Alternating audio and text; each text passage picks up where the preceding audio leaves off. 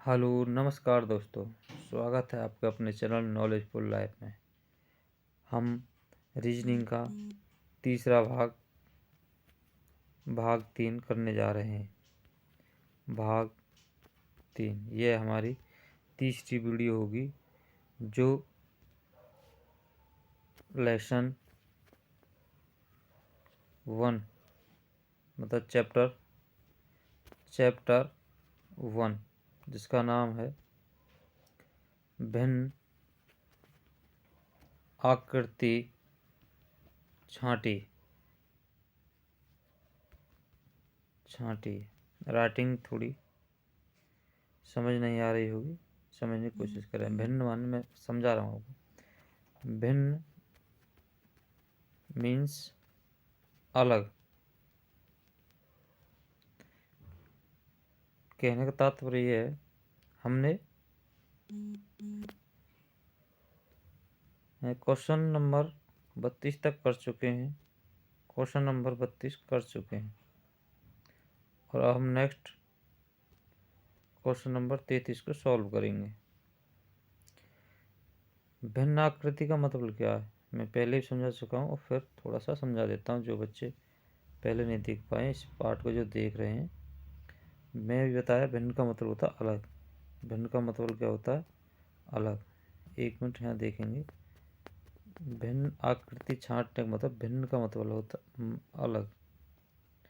कहने का मतलब है ये जो 1 2 3 4 इनमें से कोई एक अलग है। भिन्न का मतलब अलग।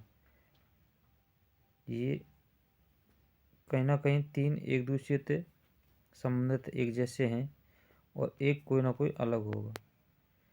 इनमें से चाहे तीनों कोई भी हो सकते हैं। ये ABC हो सकते हैं, ये अलग हो सकता है। या ACD एक हो सकते हैं, ये अलग हो सकता है। या ABD एक हो सकते हैं, C अलग हो सकता है। या ADC एक हो सकते हैं। कहने का मतलब ये है इन तीनों में से ऑप्शन नंबर 4 में से कोई तीन एक दूसरे से संबंधित होंगे, एक जैसे संबंधित होंगे। कहीं ना कहीं एक जैसा उनका रिलेशन होगा। और जो चौथा है, नेक्स्ट जो चौथा है वो कहीं ना कहीं उन तीनों से अलग होगा। बस यही इनमें छांटना पड़ेगा कि इनमें से अलग है कौन। देखिए क्वेश्चन नंबर 32 को देखो आप गौर से। इसमें देखेंगे कि देखिए यहाँ 2 बिंदु हैं, इधर 2 बिंदु हैं, इधर 2 बिंदु हैं, लेकिन इसमें कितने बिंदु हैं? 1। इसमें कितने बिंदु हैं? 1। तो इसमें से अलग कौन दिख रहा है आपको? ये वाला।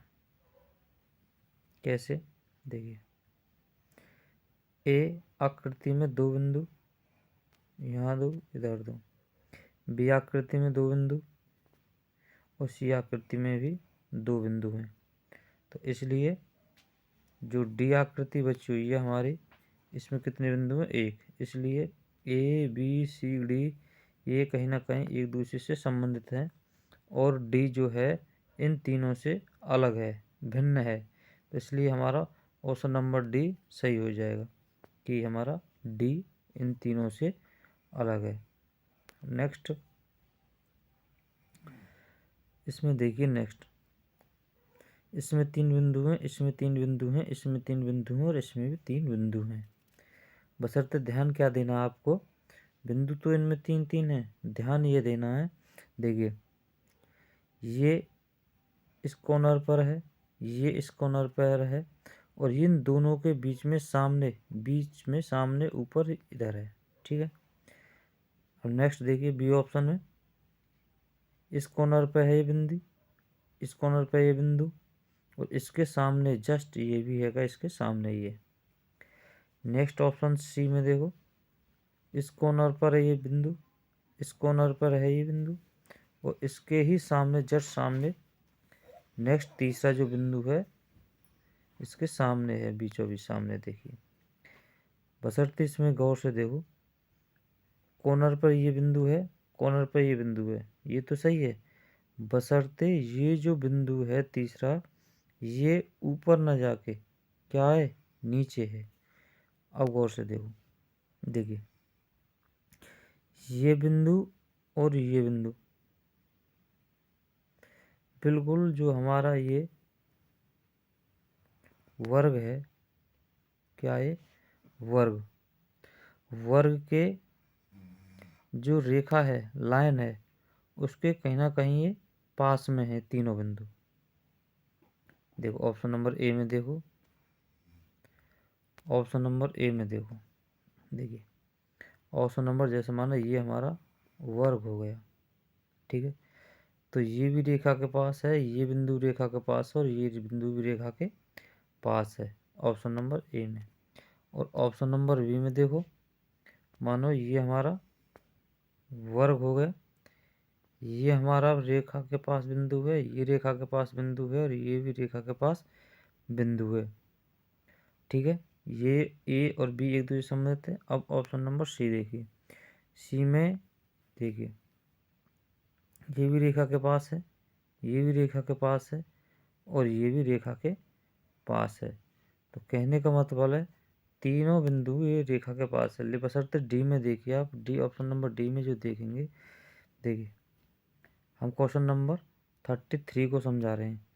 तो देखिए ये रेखा के पास है, ये रेखा के पास है, बशर्ते ये जो तीसरा बिंदु है ये रेखा के पास ना होकर बीच में है, इसलिए ऑप्शन नंबर डी जो है अन्य तीनों से भिन्न है, इन तीनों से भिन्न है, ठीक है। ये तीनों कहीं ना कहीं एक जैसे संबंधित हैं, डी ऑप्शन एक दूसरे से, इन तीनों से भिन्न है, इसलिए आपको ऑप्शन नंबर डी टिक करना है।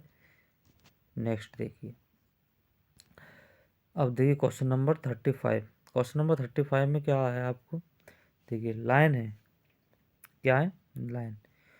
बस थोड़ा सा समझने की ज़रूरत है, इनमें कुछ नहीं है। आप लगातार मेरी क्लास रीजनिंग की लीजिए, 15 दिन में आप बिल्कुल समझ जाओगे। अब नेक्स्ट देखिए 35, क्वेश्चन नंबर 35, क्वेश्चन नंबर 35 देखिए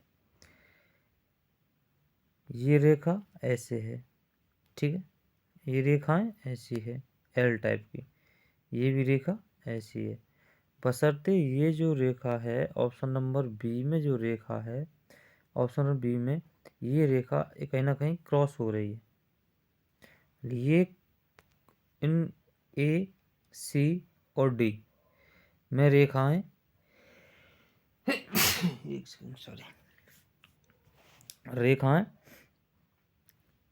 एक दूसरे टच हो रही हैं। जैसे मान लो ये रेखा फर्स्ट ऑप्शन नंबर ए में देखिए, ये रेखा सीधी गई